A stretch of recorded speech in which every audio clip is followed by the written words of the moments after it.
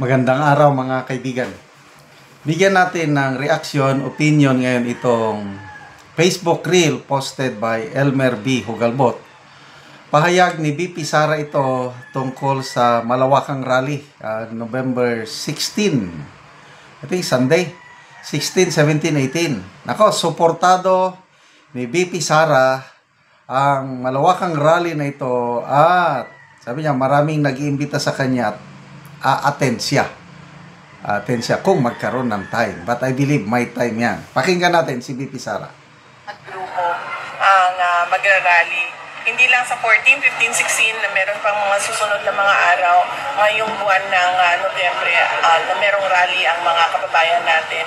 At suportado ko lahat ng galaw nila dahil malaki ang respeto na ibinibigay ko sa kalayaan ng mga tao na magsabi kung ano yung iniisip nila at nararamdaman nila.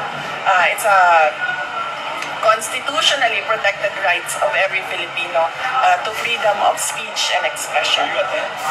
Hindi naman yung INC mismo ang nag-imbita sa akin, no? Madami sa mga kaibigan ko, kakilala ko ang pupunta at makikilahok doon sa malawakang rally at sinasabihan nila ako na pwede akong sumama at sinasabi ko rin sa kanila na pag magkaroon ng time sasama ako.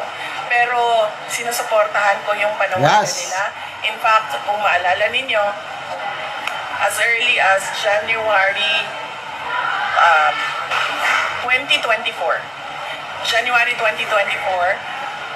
nananawagan na ang maisog doon sa Davao City ng transparency, accountability, and peace and security. At ito din yung panawagan ng mas maraming kababayan na natin ngayon, hindi lang ng mga tiga Davao. Kasi alam ko, mga iba't ibang... So, mag-attend po tayo, kayong nasa malapit sa Metro Manila. Ako kasi nasa Mindanao eh. I don't know kung may similar rallies sa cities in Mindanao. Gusto kong mag-attend, gusto kong ipakita yung pakikiisa. Kasi hindi nila tayo pwedeng pigilan ito dahil it's our constitutional right yung ilabas yung ating saloobin. Basta sa mapayapang paraan lang. Huwag yung ginawa last time, yung September 21, na may mga nasaktang pulis. That's no for me. No to violence. So, Iglesia ni Cristo, sigurado yan. Pinakamababa, estimate ko 2 million attendees. Meron yan. Kaya, sa ngayon pa lang, nakikita ko, kabado na ang mga powers that be. Okay.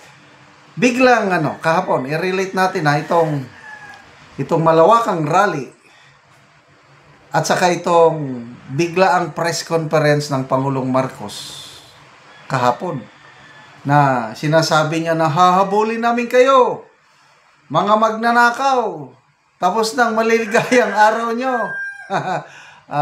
Ito, opinion ko lang ito. Taranta, kabado sila sa mga ganitong rally.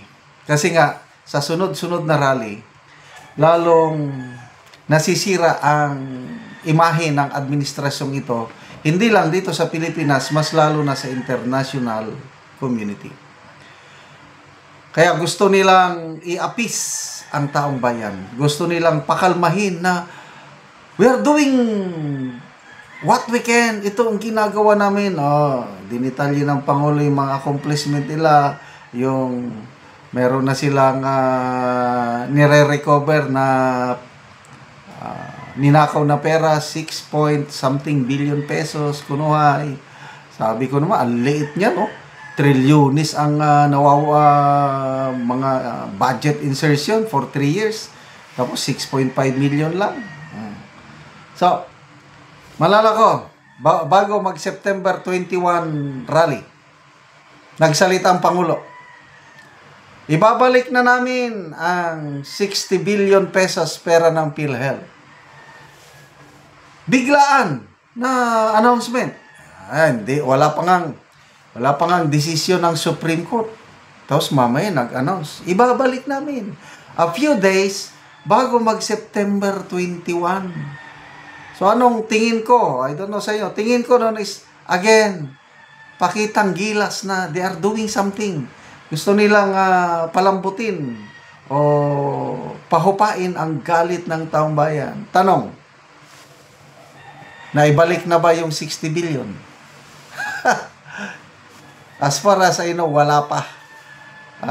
Ang PhilHealth nagbigay ng statement, hindi nila alam kung papaano at kailan ibabalik yung 60 billion as promised by the President.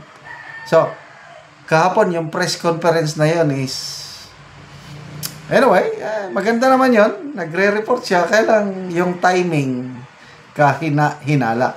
Maganda sana yon kung walang malawakang rally, tapos every now and then nagpre-press conference, nag-uulat ba sa taong bayan, ayos yun. Sana gawing madalas ang ganong press conference ng Pangulo. Kailang, halata, halata na pampapogi, pampalubag loob sa taong galit na galit ng taong bayan. Again, nananawagan din ako, mag-attend po kayo sa rally sa mga malalapit dyan. Dahil karapatan natin yan na ilabas. Ipakita nga tayo ang we are the real powers in a democracy, hindi sila. Dahil sila, iniluklok lang ng taong bayan. Ang tunay na kapangyarihan nasa atin, magkaisa lang tayo, again, in a peaceful manner. No to violence. So, salamat sa mga organizers, sa Iglesia ni Cristo. Alam ko, napakatahimik na grupo ang Iglesia ni Cristo, kailang hindi na nila makayanan ang nangyayari. Kaya, yun, they're exercising their rights. Sana yung KOJC, may mga nabasa akong post ang mga KOJC members sasama din daw. Ang mga GIL members sasama din daw. Ang mga retirado, nagsalita si General Pokis, maglulunsad din sila ng, separate venue ata sina General Pokis. Kailang, ganun din. November 16, 17, and 18. Lalong matataranta ang mga powers that be, ang mga taga-palasyo. Kasi lalong yung image sa international community, lalong bababa ang kumpiyansa ng mga foreign investors sa bansa. Okay, salamat mga kaibigan sa inyong pagsubaybay sa ating channel. Nakakatulong kayo ng malaki sa tribong Talaanding ng Bukidnon dahil ang income natin sa channel na ito pantulong po sa tribo. Namimigay tayo ng libreng yero at pako para makapagpatayo itong tribo ng mas maayos na tirahan. Panoorin niyo ang video na ito. Yang natagaan og yero si nanay, yang gitabangan kay tigulang na manggod. So siyang nagdala sa yero ni nanay. Klaro gud yan. Si nanay ang tagiya sa balay. So muna ni ang itsura sa balay ni nanay. Sa tagaan na og yero. Muna ni ang itsura sa iyang atop. Mga dagko na gid kay busto to. Para ay labi pinang kapidi.